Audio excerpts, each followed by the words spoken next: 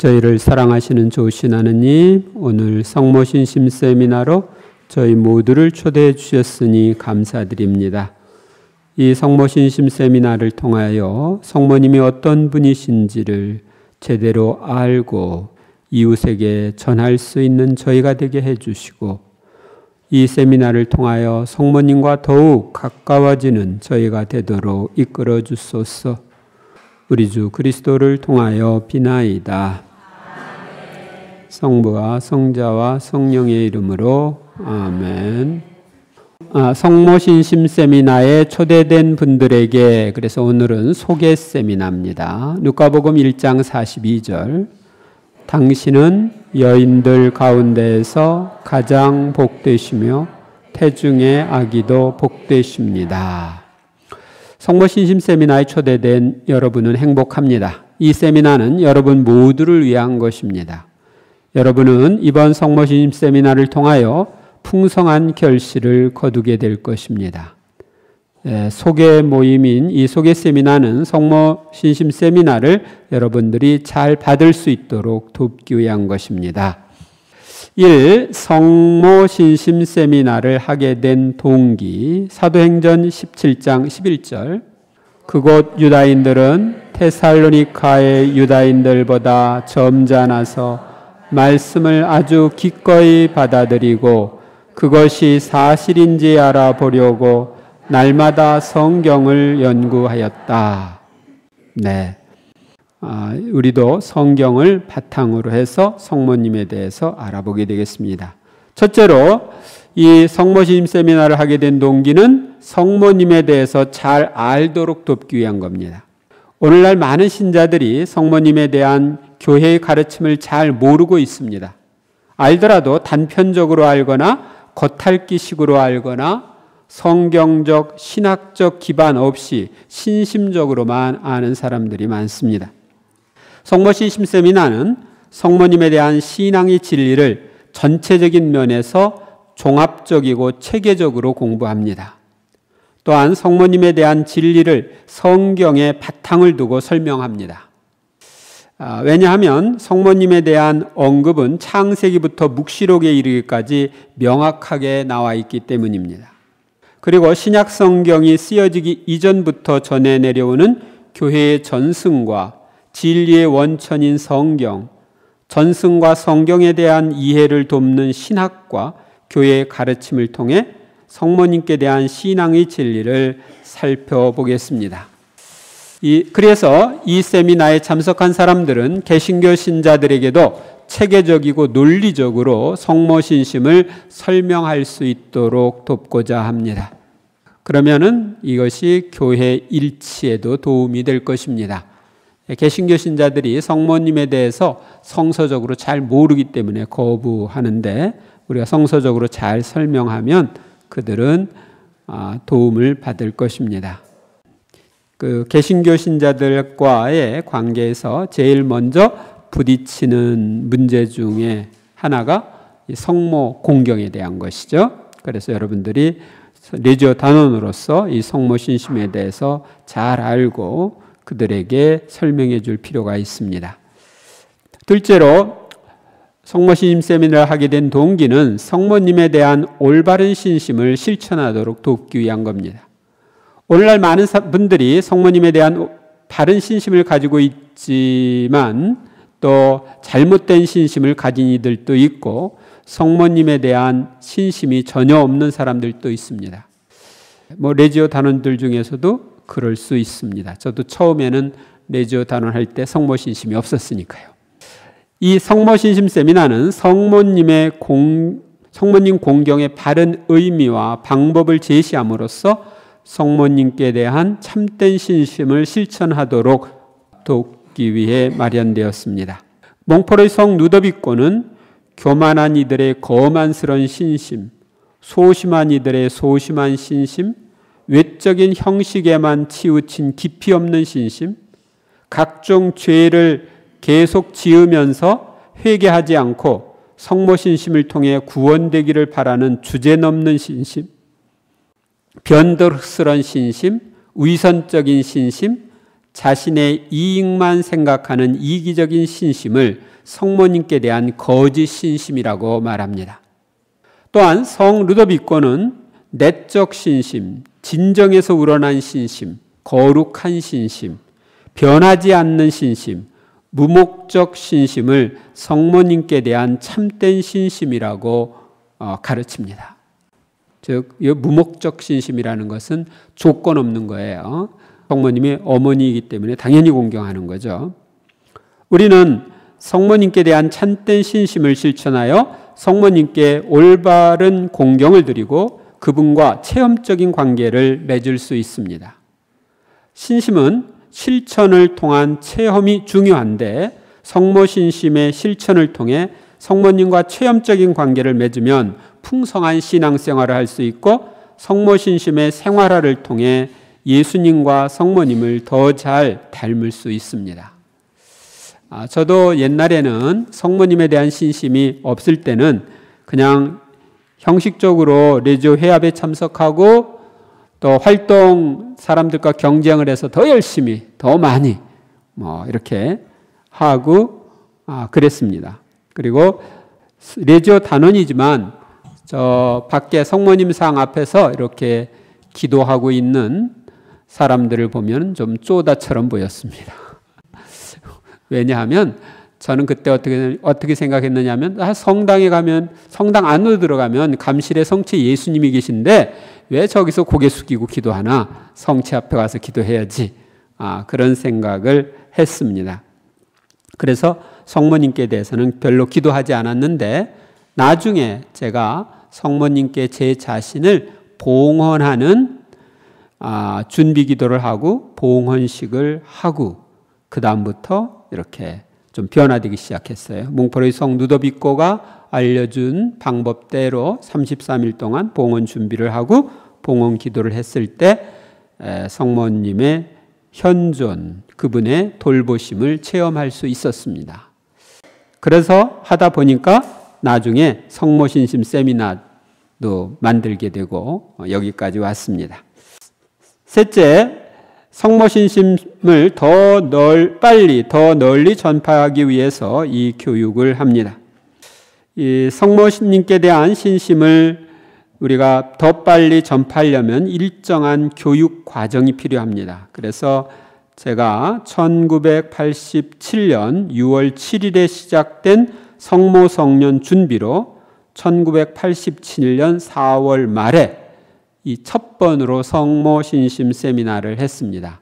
어디에서 했느냐면 옛날에는 미아 오동 성당인데 제가 미아 오동 성당 본당 신부를 할 때 그때 이 세미나를 처음 했습니다.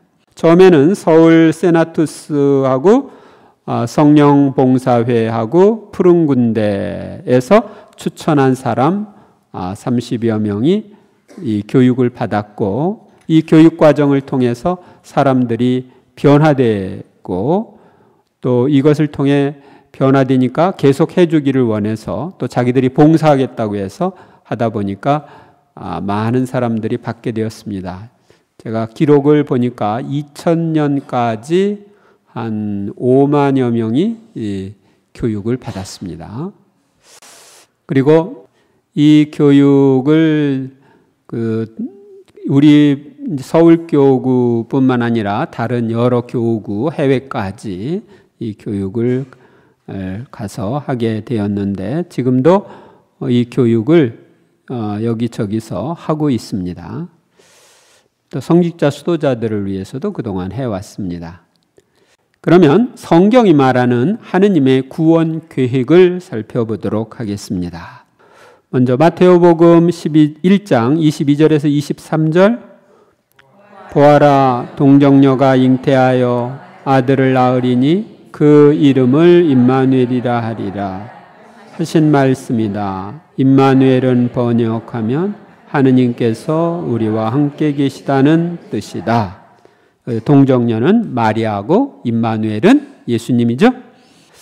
첫째로 하느님의 창조와 인간의 타락. 사랑 자체이신 하느님은 당신의 무한한 사랑과 행복을 나누어 주시고자 사람을 창조했습니다. 창세기 1, 2장에 나오죠. 첫 사람인 아담과 하와는 하느님의 뜻 안에서 하느님의 뜻대로 살 때에는 하느님의 사랑을 느끼며 참으로 행복했습니다. 그러나 사탄인 뱀의 유혹에 빠져서 하느님처럼 되고 싶은 교만한 마음이 일어나 자기의 뜻대로 하느님의 말씀에 불순종하는 죄를 지어 타락했습니다. 둘째로 구세주의 모친과 구세주에 관한 약속의 실현. 하느님은 타락한 인간을 벌하시면서도 아주 버리지 않으시고 죄로 유인한 뱀인 악마의 머리를 밟을 하와의 후손과 임마누엘인 구세주의 출현을 약속하셨습니다. 창세기 3장 15절과 이사야서 7장 14절의 말씀입니다. 그리고 동정녀 마리아 몸에서 구세주이신 예수 그리스도께서 나심으로써 이 약속이 이루어졌습니다. 셋째, 예수 그리스도의 구원 사업과 성모님의 협력. 성모 마리아는 하느님의 은총으로 간택되어 자신에게만 주어진 독특한 위치에서 독특한 방법으로 예수님의 인류 구원 사업의 절대적인 협력자가 되셨습니다. 그리하여 예수님은 십자가상에서 당신의 제자는 성모님의 자녀가 되고 당신의 어머니는 제자의 어머니가 됨을 선언하셨습니다. 그런데 이 세상에는 성모님께 대한 세 가지 유형의 제자들이 있습니다. 예수님 제자들, 신자들이 있습니다. 그래서 세 가지 유형의 제자들 3번에 먼저 가톨릭교회 교리서 975항 우리는 새 하와이시고 교회의 어머니이신 지극히 거룩하신 천주의 모친께서 천상에서도 그리스도의 지체들에게 어머니로서의 당신의 역할을 계속하고 계심을 믿습니다. 그래 지금도 어머니로서의 역할, 지체들의 어머니로서의 역할을 계속하고 계신 분이 성모님이십니다. 세 유형의 제자들 중에 첫 번째 유형의 제자는 성모님을 전혀 공경하지 않는 예수님 제자들입니다. 일부 개신교 신자들은 자신의 부모님이나 신앙의 우인들은 공경하면서도 성모 마리아께는 애써 무관심하려고 합니다. 때로는 성모님께 대한 공경은 하느님 공경에 방해가 된다고 생각하거나 우상 숭배로 생각하여 적극적으로 반대하기도 합니다. 이런 이들은 성모님을 전혀 공경하지 않는 제자들입니다. 그러나 다른 일부 개신교 신자들은 성모님을 공경합니다. 특히 루터교 신자나 성공의 신자들은 성모님을 공경하고 있으며 일부는 묵주의 기도도 바칩니다. 루터는 성모님 공경을 지지했습니다. 그런데 그 후에 생긴 개신교들은 반대를 하고 있고요.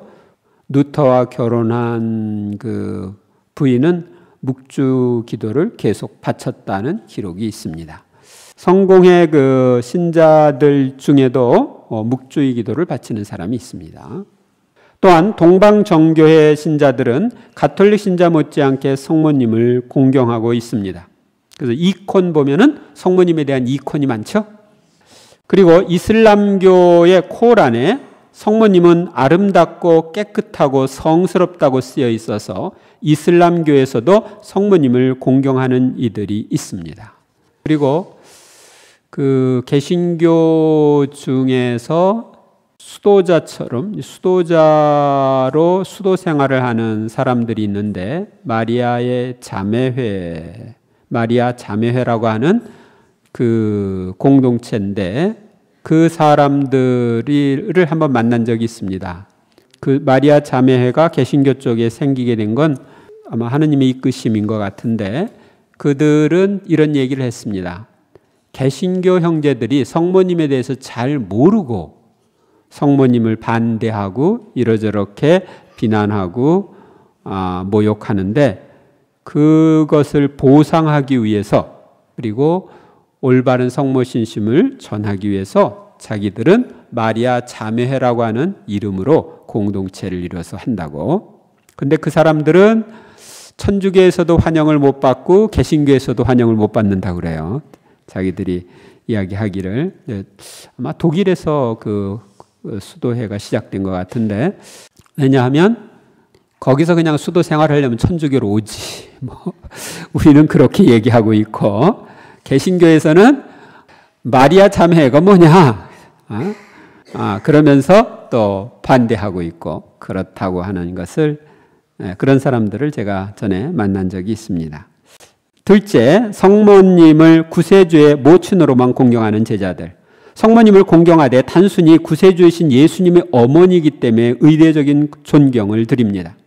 때로는 외적으로 묵주의 기도를 열심히 바치거나 성모님께 대한 이야기를 남에게 하기도 하지만 성모님을 능력 있는 전구자나 신앙의 모범 정도로만 생각하고 공경합니다.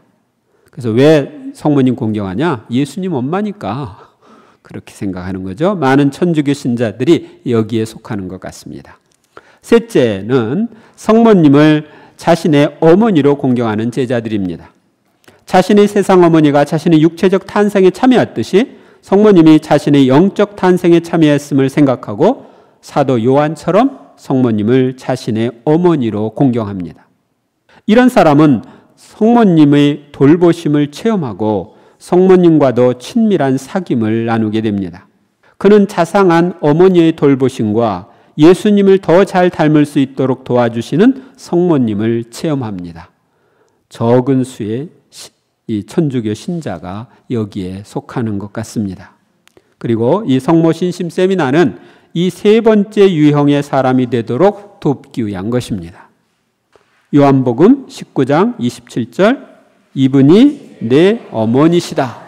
성모님이 나의 어머니시라면 내가 마땅히 가깝게 지내고 공경해야 되겠죠? 네.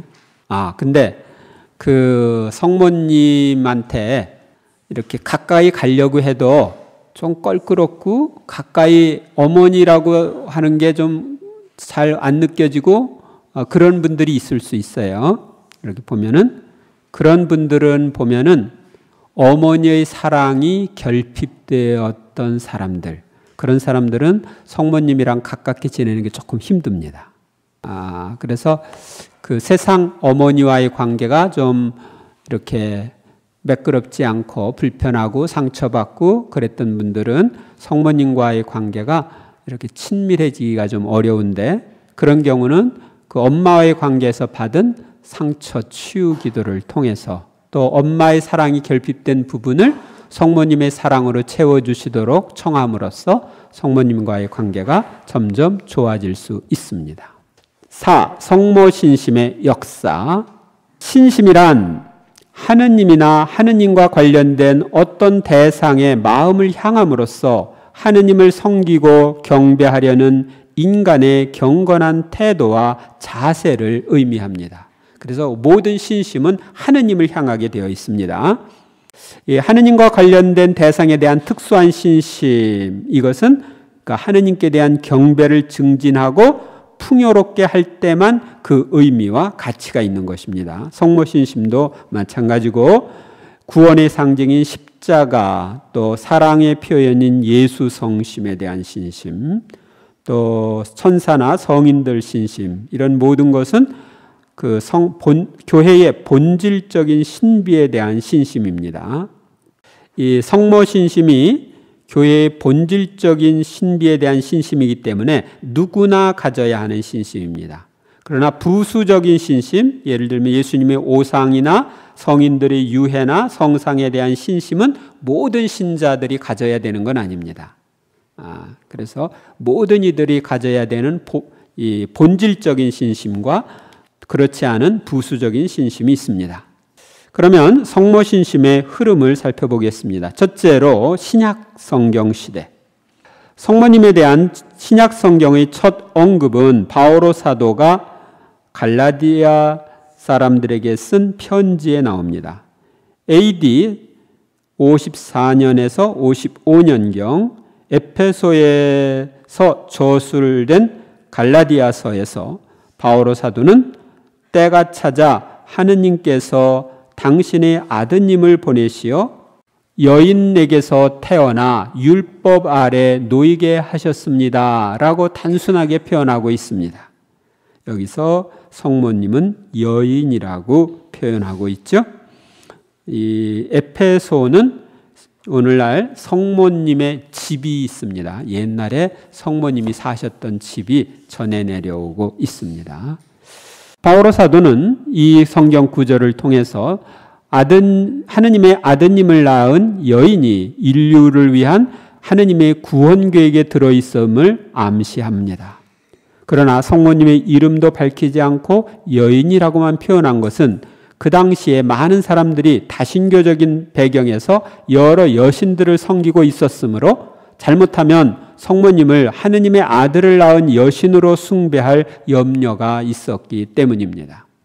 그런데 이제 조용기 목사나 개신교의 다른 사람들은 성모신심을 뭐라고 얘기하냐면 이교인들의 여신 숭배 사상에서 성모신심이 나왔다. 이렇게 역으로 주장을 합니다. 복음이 널리 전파되면서 복음서에 성모 마리아에 대한 언급이 나오기 시작합니다. 초기 교회 사도들은 자신들이 직접 참여했던 사실밖에 알 수 없었기 때문에 선교의 내용도 예수 그리스도의 공생활에 대한 행적에 집중되었습니다. 그래서 제일 먼저 쓰여진 마르코 복음에는 예수님의 유년 시대에 대한 언급이 없고 성모님에 대해서도 공생활에 있었던 사건과 관련하여 간단하게 예수님의 어머니라고만 2번 언급합니다. 마테오 복음에는 예수님의 유년 시대에 대한 기록이 있으나 성모 마리아보다는 요셉이 중심 인물로 등장합니다. 그래서 누가 누굴 낳고 쭉 나오다가 나중에 요셉이 나오죠. 마리아의 남편 요셉 이렇게. 누가복음은 성모님에 대한 자세한 기록을, 요한복음은 중요한 기록을 우리에게 전해줍니다. 누가복음은 예수님의 유년 시대에 대한 언급을 하는데 성모 마리아가 중심인물로 등장합니다. 누가복음 1장, 2장. 누가복음 사가는 교회가 처음으로 탄생할 때에도 마리아가 함께 있었음을 지적하고 있습니다. 사도행전 1장에 보면 오순절 성령 강림을 위해서 제자들과 함께 성모님이 기도하시죠? 그러고 성령이 내리시죠? 그래서 교회가 탄생할 때도 함께 하였음을 알려줍니다. 누가복음 사가는 복음서 서문에서 그동안 쓰여진 이야기들이 처음부터 목격자로서 말씀의 종이 된 이들이 우리에게 전해준 것을 그대로 엮은 것입니다. 라고 말합니다. 따라서 누가복음서에 나오는 성모님만이 알고 있었던 예수님의 잉태, 엘리사벳 방문 등 예수님이 유년 시대와 관련된 내용들은 사도들이나 누가가 성모님에게서 직접 듣고 기록했을 것이라고 학자들은 보고 있습니다. 그러니까 성모님이 알려줬기 때문에 아기 잉태 어떻게 했는지 이런 걸 다 우리 알 수가 있었죠. 마지막으로 쓰여진 요한복음에서 요한은 예수님의 공생활의 시작과 끝부분에 성모 마리아를 등장시킴으로써 성모님께서 예수님의 공생활에서도 중요한 역할을 했음을 알려주고 있습니다. 그래서 첫 번째 공생활에서 첫 기적 행할 때 성모님이 거의 관여하시죠? 가나의 첫 기적. 그리고 마지막 십자가사에 못 박혀 돌아가실 때 거기 있었던 성모님 이렇게 알려줘서 공생활의 시작과 끝에 성모님이 등장합니다. 이것은 성모님께서 예수님의 공생활에도 중요한 역할을 했음을 알려주고 있습니다. 복음사가들이 점차적으로 성모님에 대하여 더 많은 것을 기록한 것은 그들이 복음을 점점 깊이 깨닫게 됨에 따라 예수님과 성모님이 떨어질 수 없는 관계에 있음을 이해했기 때문입니다. 그리고 교회의 역사가 더욱 진전되면서 성모님께 대한 성경의 말씀을 더 깊이 이해하게 되었고 성모님께 대하여 더욱 많은 것을 말하게 되었습니다. 둘째로 교부 시대 2세기부터 8세기까지를 보겠습니다. 3세기 이전의 교부들을 초대교부라고 부르는데 이들은 성모님에 대한 교의의 기초를 놓았습니다. 4세기부터 8세기의 후기 교부들은 이를 전수받고 발전시켜 성모님께 대한 교의를 확립했습니다. 교부 시대의 성모 마리아 공경의 특징은 그리스도 중심적인 관점에서 성모님의 성덕을 존경하는 것이었습니다. 먼저 초기 교부. 3세기 이전의 초대 교부들은 그리스도교의 기본 진리들을 정의하고 확정하는 데 관심을 기울였습니다. 그리고 그리스도의 인성만을 주장하는 이단에 대항하여 그리스도의 신성을 옹호하면서 성모 마리아의 신적 모성을 강조하였고, 양자설에 대항하기 위하여 그리스도의 동정 잉태를 강조하였습니다. 이건 좀 설명을 해야 되는데, 초대교회 때부터 이단이 있었어요. 그래서 예수님의 인성만을 주장하는 이단이 있었어요. 그러니까 예수님은 하느님이 아니다. 인간인데 하느님에 의해서 하느님의 아들로 입양되었다. 양자설, 양자가 되었다. 인간인데 신이 된 거다. 이런 얘기죠. 거기에 대항해서 성모님은 동정으로 잉태됐다. 성령에 의해 잉태됐다 하는 것을 이제 강조하게 된 것입니다. 인간의 개입 없이 하느님의 능력으로 잉태된 하느님의 아들이라는 것을 강조하는 거죠. 3세기의 교부들은 요한복음을 통하여 성모 마리아를 제2의 하와로 보았기에 하와를 통하여 세상에 죽음이 왔고 성모 마리아를 통해 생명이 왔음을 설파하였습니다. 성 유스티노, 여기 플러스 166이면 이때 돌아가신 거예요. 이때 순교한 거예요. 성 유스티노, 성 이레네오, 테르툴리아노, 그리고 다른 교부들이 이렇게 성모님을 통해서 생명이 이 세상에 왔고 성모님은 제2의 하와라는 걸 강조했습니다. 그리고 성모 마리아의 모성과 함께 동정성에 대해서도 가르쳤습니다. 알렉산드리아의 클레멘스, 성 히폴리토, 성 치프리아노 등이 그렇게 가르쳤습니다. 4세기 말에 이르러 성모 마리아의 모성과 동정성은 교회의 공인된 가르침의 일부가 되었습니다. 성모님의 신적 모성은 성모님이 하느님의 어머니시다 얘기해요. 예수님이 하느님이시다. 그리고 성모님은 잉태될 때도 동정으로 잉태되었고 나시어서도 동정으로 사셨다 하는 것이 성모님의 동정성입니다. 후기 교부. 콘스탄티누스 대제에 이르러 박해가 종식되고 교회가 공적으로 인정되면서 신앙의 신비들에 대한 새로운 통찰의 빛이 비추어졌으며 신학이 꽃피게 되었습니다. 4세기 교부들의 주된 관점은 성모 마리아의 성성과 성모님이 신자들의 전형이라는 것이, 그러니까 신자들의 모범이라는 것입니다. 전형은 모범이에요. 성 암브로시오는 성모님께서 믿음과 사랑 그리고 그리스도와의 완전한 일치에서 교회의 원형임을 역설하였습니다. 그러니까 교회의 모델, 원형이 성모님이다. 나중에 이제 20세기에 이르러서 바오로 6세는 성모님을 교회의 어머니라고 또 부릅니다. 그리고 431년에 개최된 에페소 공의회에서는 성모님께서 하느님의 어머니이심을 선언하였습니다. 이는 그리스도의 바탕을 둔 명칭으로서 성모님을 통하여 이 세상에 오신 예수님이 인간인 동시에 하느님이시라는 것을 강조하는 표현입니다. 이는 예수님 안에는 신성과 인성이라는 두 가지 분리된 인격이 존재한다는 네스토리우스의 이단설에 반대하여 성모 마리아가 낳은 예수님 안에는 신성과 인성이 온전히 하나로 결합되어 있음을 강조하는 표현입니다.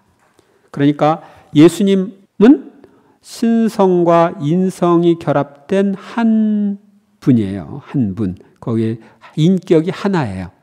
그래서 성모님이 낳은 예수님이 하느님이시기 때문에 성모님을 하느님의 어머니라고, 천주의 모친이라고 부르는 거예요. 그러나 예수님의 신성을 낳아주지는 않았어요. 인성을 낳아주었지만 인성과 신성이 하나로 결합된 분, 하느님이신 분을 낳았기 때문에 우리가 하느님의 어머니라고 부르는 겁니다. 이것은 이런 것과 같습니다. 저를 여러분들이 누구라고? 신부님이라고 그러죠? 저희 어머니한테 신부님의 어머니라고 부르죠. 그러나 저희 어머니가 신부라고 하는 사제직을 낳아주지는 않았어요. 그러나 내가 신부이기 때문에 신부님의 어머니라고 부르는 거예요. 그러니까 예수님을 낳으셨지만 예수님의 신성을 낳아주진 않았지만 예수님이 하느님이시기 때문에 성모님을 하느님 어머니라고 부르는 거예요. 아시겠습니까? 대통령의 어머니도 마찬가지예요. 대통령 어머니, 대통령을 낳아줬다 그러는데 날 때부터 대통령 아니잖아. 대통령을 낳아준 게 아니라 사실은 대통령이 육신을 낳아주었는데 그 사람이 대통령이 됐기 때문에 대통령의 어머니 그러는 거죠. 우리 엄마도 그래요. 우리 엄마 보면은 우리 엄마는 내 영과 육이 결합된 나를 낳아줬죠. 그런데 내 영을 낳아주지는 않았어요.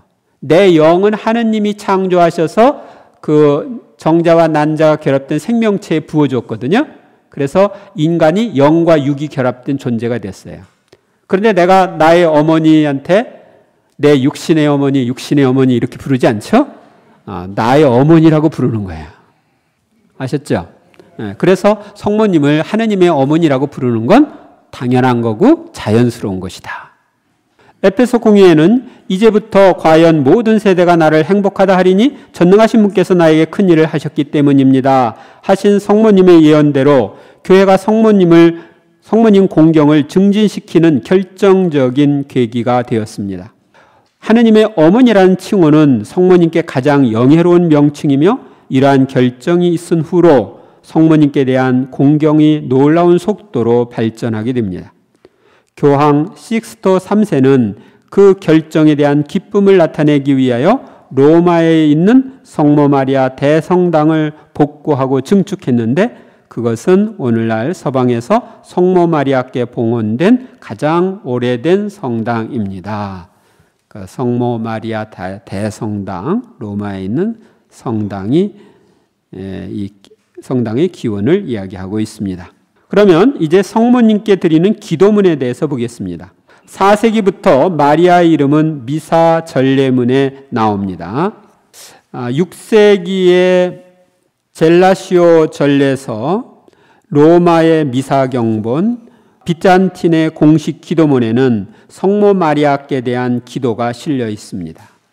이 시기에 사람들이 성모님께 기도했다는 것을 보여주는 기록이 많이 발견되고 있습니다. 6세기에 푸아티에의 주교 베니티우스 포르투나투스가 지은 아베 마리아 스텔라의 한 구절은 다음과 같습니다. 가브리엘의 정중한 인사 말씀 복되다 하심을 받으신 이시여 하와의 이름을 갈아 바꾸어 우리에게 평화를 얻어 주소서. 그러니까 성모님을 평화를 얻어 주시는 분으로 알고 평화를 얻어 주달라고 청하고 있죠. 성모 마리아 공경은 교회 안에서 차츰 축일로 표현되었습니다. 7세기에 로마에서는 성모님의 축일을 교황님과 원로원 의원들과 신자들이 행렬을 지어 축하했습니다. 이렇게 성모 마리아는 교회가 가르치는 교리 안에 계셨고 사람들의 기도와 축일과 노래도 나타났습니다. 또한 성모님을 위한 예술 작품이 화폭과 돌 위에 창조되었습니다. 화려한 행렬이 거행되었으며 성모 마리아께 봉헌된 교회들이 순례자와 억압받는 이들에게 안식처가 되었습니다. 그래서 성모님께 봉헌된 교회들이 많이 생기고 또 거기를 순례하게 되었습니다. 로마에 있는 이 성모 마리아 대성당과 연결되어서 우리나라에서도 같은 유대로 해서 순례 성당으로 지정된 성모 마리아를 주보로 섬기는 성당들이 있습니다. 전에 제가 암사동 성당에 있을 때 그런 신청을 하라고 그래서 암사동 성당이 성모님을 주보로 모시고 있었기 때문에 신청을 해서 순례 성당으로 했는데 성모님 축일에 그 성당을 순례하고 기도하면 전대사를 받을 수 있도록 그렇게 되어 있습니다. 셋째, 중세기 8세기부터 16세기까지의 성모신심. 중세기에는 그리스도교가 전 유럽을 복음화했을 뿐만 아니라 세계 각지로 전파되었습니다. 복음화 과정에서 성모 마리아의 공경은 심원한 역할을 하게 되어 남성 중심의 사회에서 여인의 상이 존중되었습니다. 사실 여인들이 존중받은 건 성모님 때문이라고 합니다.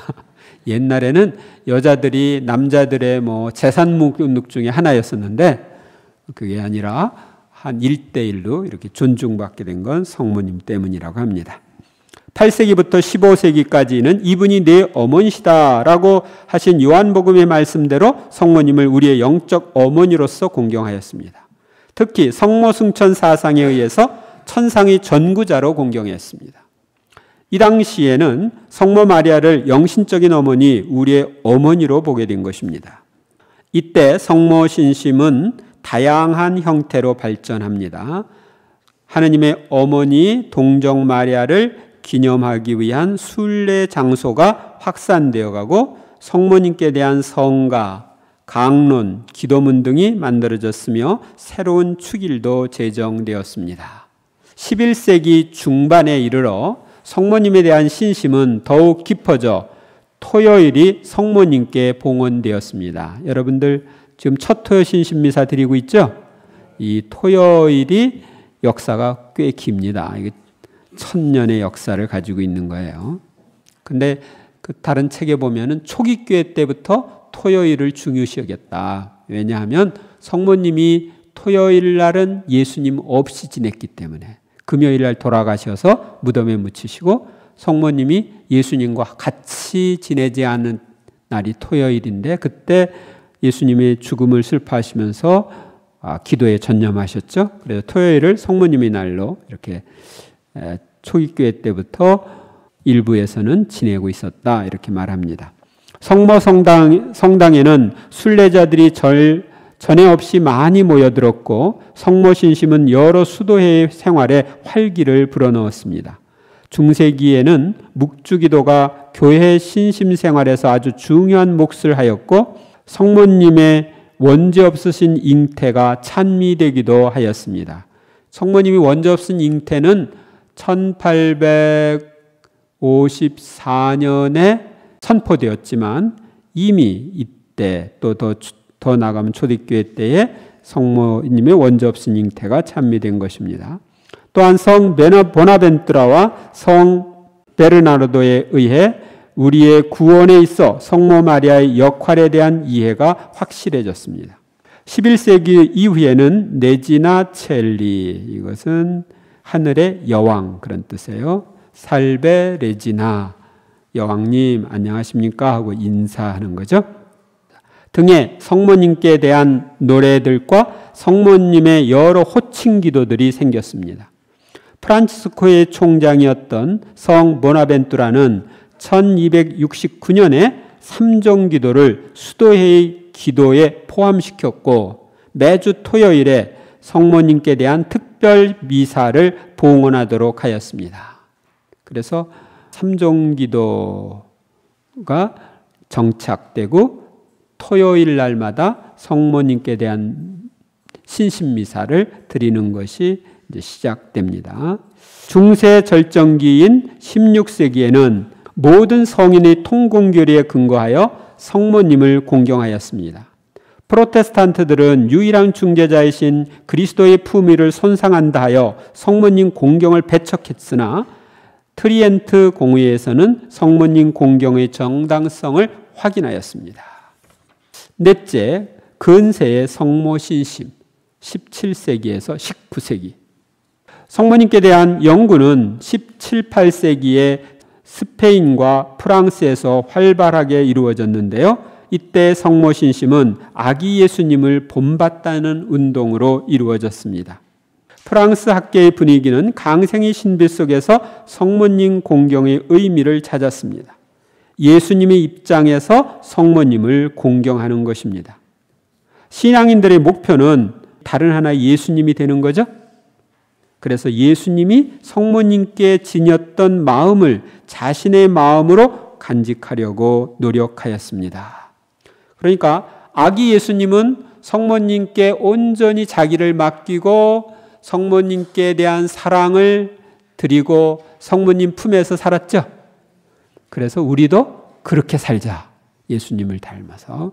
그런 것이 있어요. 그래서 제가 이것과 관련되어서 옛날에 나온 책이 있는데 나의 이상이라는 책이 있습니다. 나의 이상.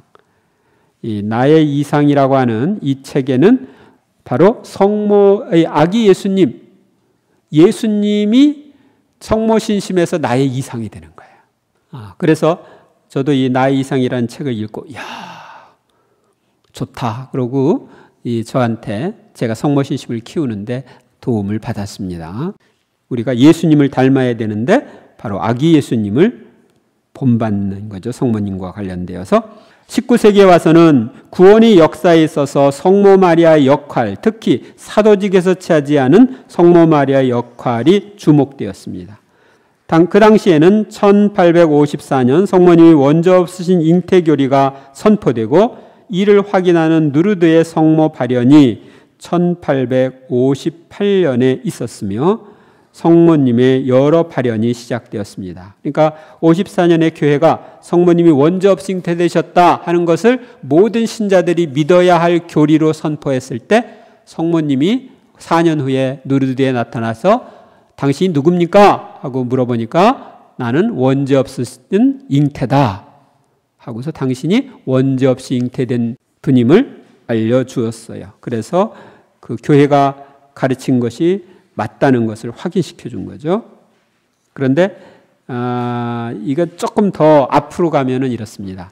1830년에 성모님이 파리에서 나타나셨을 때 그때 성모님은 당신이 원죄 없이 잉태된 분임을 알려줬습니다.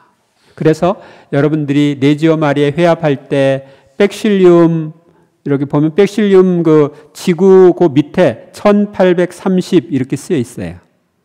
잘 보세요. 그게 1830년에 성모님이 파리에서 나타났을 때의 그런 발현 모습입니다. 이 발현들은 오늘날 순례자의 관심을 끄는 성지들을 생기게 했습니다. 그래서 요즘에 누르드나 이런 데 많이 사람들이 찾아가죠. 다섯째, 현대의 성모신심. 20세기에는 여러 가지 요인으로 성모 공경이 장려되었습니다.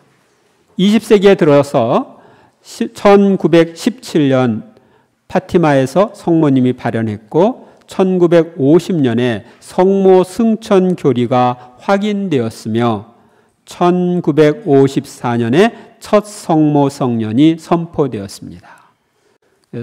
그래서 성모 승천 교리도 우리 모두가 믿어야 할 교리입니다. 믿어야 할 교리로 선포되었어요. 그리고 성모 성년, 첫 성모 성년이 1954년에 그리고 성모 마리아를 공경하는 집회들과 성모 기사회, 네지오 마리에, 파티마 세계 사도직, 푸른 군대죠. 그리고 성령 쇄신 운동, 마리아 사제 운동 등이 생겨났습니다. 특히 제2차 세계대전 이후로는 성경과 교부에 대한 연구 결과 성모 마리아와 교회와의 관련성이 주목되고 있습니다. 그래서 성모님을 이제 교회의 어머니로 선포합니다. 제2차 바티칸 공의회 이후 오늘날의 성모 마리아 공경은 성경적, 사목적, 교회 일치적인 관점에서 이루어지고 있습니다. 그리고 여러 성모 신심 단체들을 통하여 성모님께 모든 것을 봉헌함으로써 온전히 예수님이 것이 되고자 하는 봉헌 신심이 강조되고 있습니다. 이 봉헌 신심을 강조하고 주도하여 모범을 보이신 분이 요한 바오로 2세 교황님이십니다. 교황님께서는 21세기와 제3천년기를 시작하면서 대희년인 2000년 10월 8일에 제3천년기를 성모님의 티 없는 성심에 봉헌합니다. 그러니까 3000년대, 2000년에서 3000년간은 그 시대를 성모님께 봉헌합니다.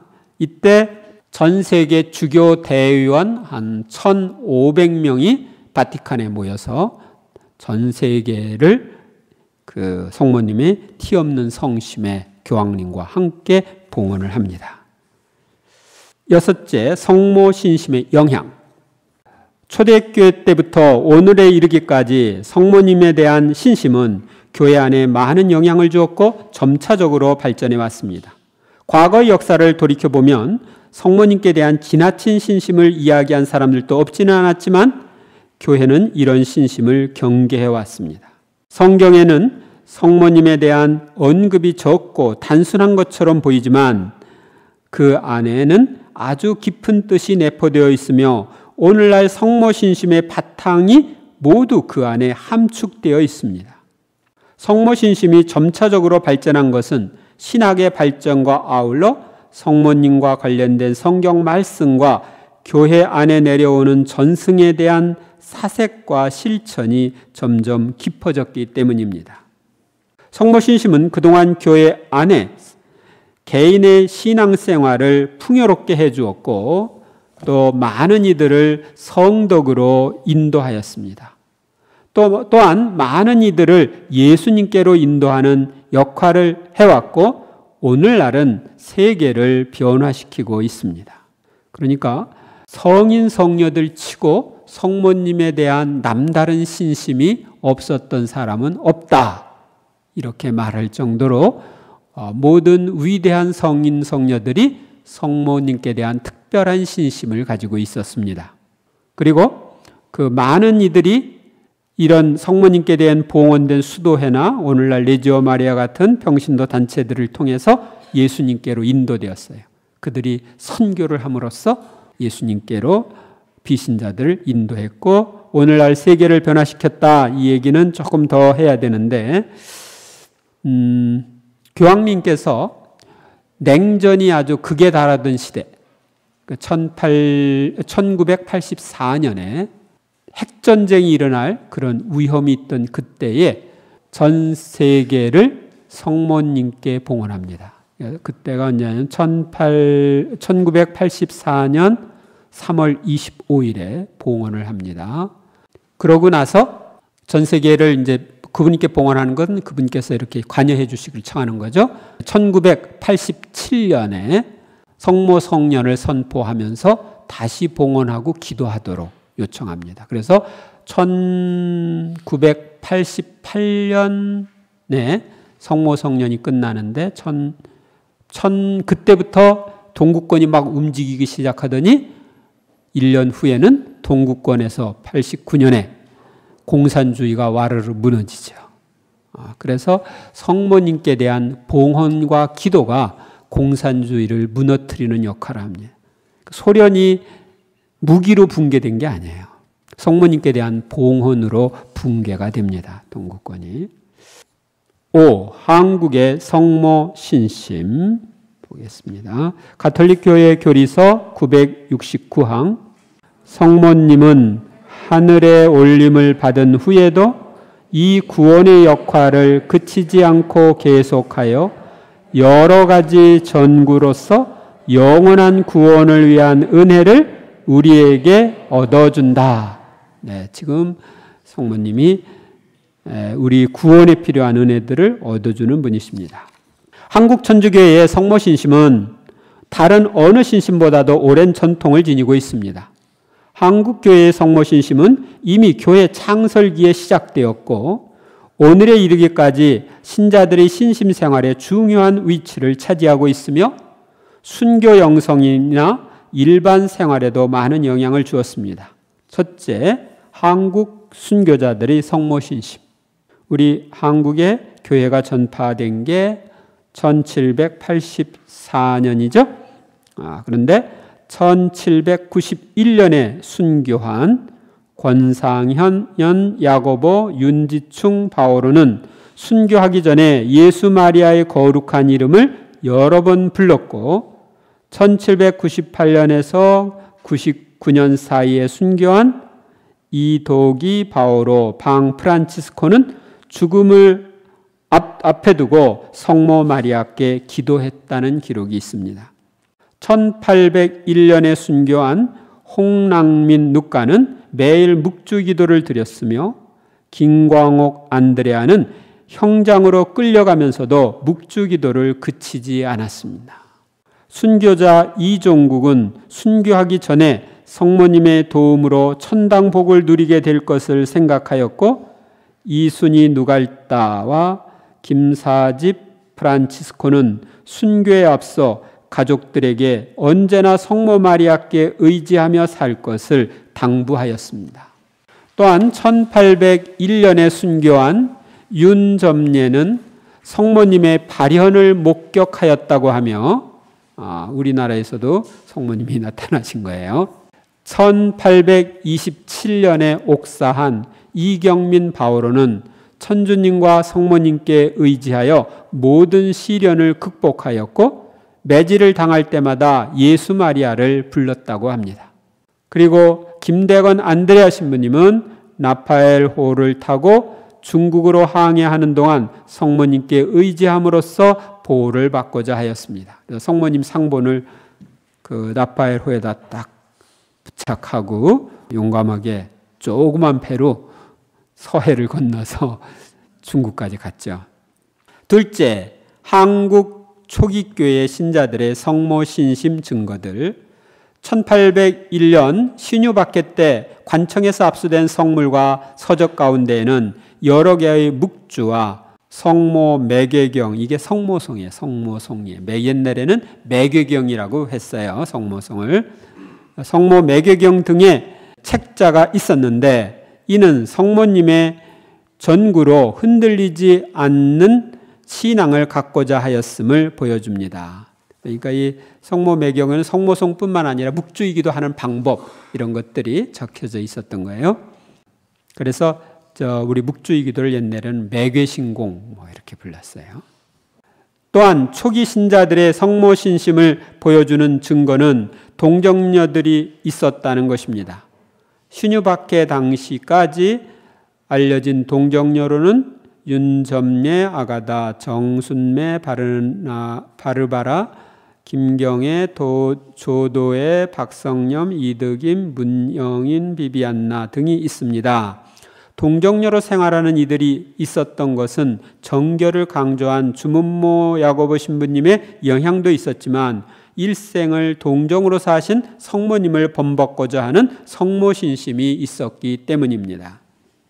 그리고 1811년에 조선 신자들이 북경 주교님께 보낸 서한에서 성모님의 전구를 통해 조선교회가 재건되길 바란 사실과 제2대 조선 교구장 앵베르 주교님이 1838년 12월에 원죄 없이 잉태되신 성모 마리아를 조선교회의 주보로 정해줄 것을 청한 사실에서도 조선교회의 성모신심을 엿볼 수 있습니다.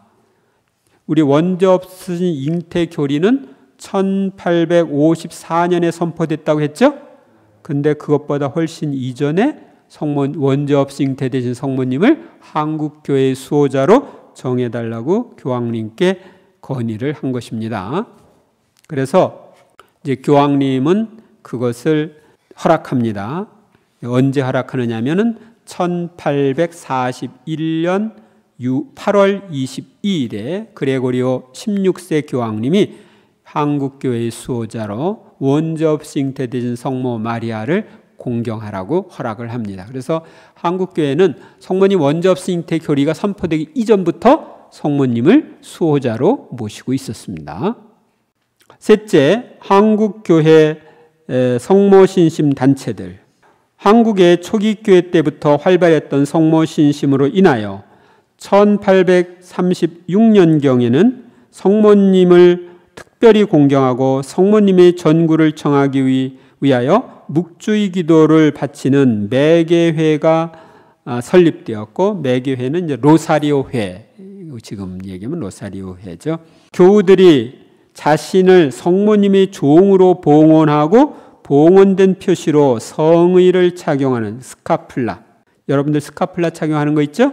그걸 얘기합니다. 스카플라를 착용하며 성모님의 특별한 보호를 구하는 성의회도 이 무렵에 설립되었습니다.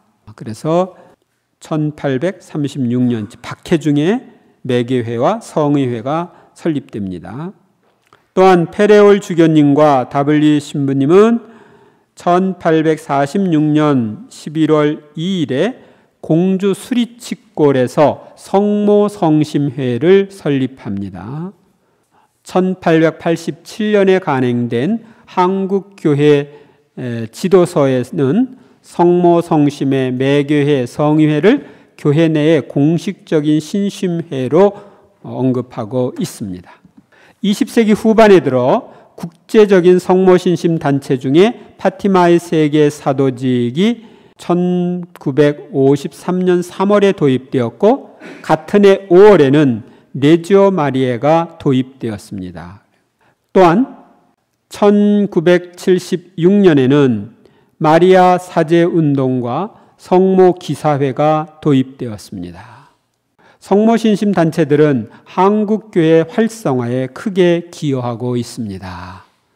그래서 오늘날 레지오 마리에가 한국에서 중요한 역할을 하고 있죠. 6. 성모신심 세미나에 대한 협력 방법.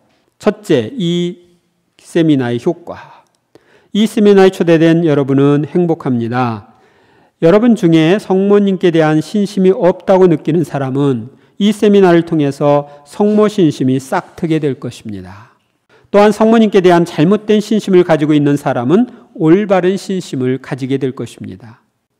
그리고 성모님과 체험적인 관계를 원하는 이들은 성모님의 현존과 돌보심을 체험할 것입니다. 아울러 이미 성모님과 체험적인 관계를 맺고 있는 사람은 더욱 깊은 체험적 관계로 들어가고 그분이 자신의 어머니이심을 체험하게 될 것입니다. 그렇게 되고 싶죠?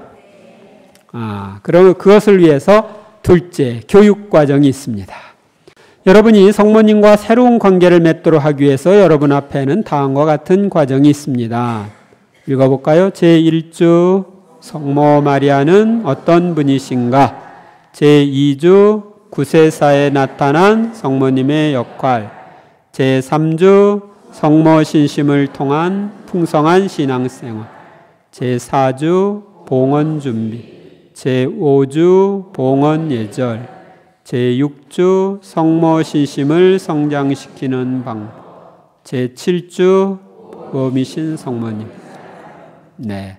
앞으로 7주간은 한 주간에 한 번씩 여러분들이 와서 교육을 하고, 원래 세미나이기 때문에 1시간 강의하고 1시간 그룹 대화를 하는 것이 원칙입니다.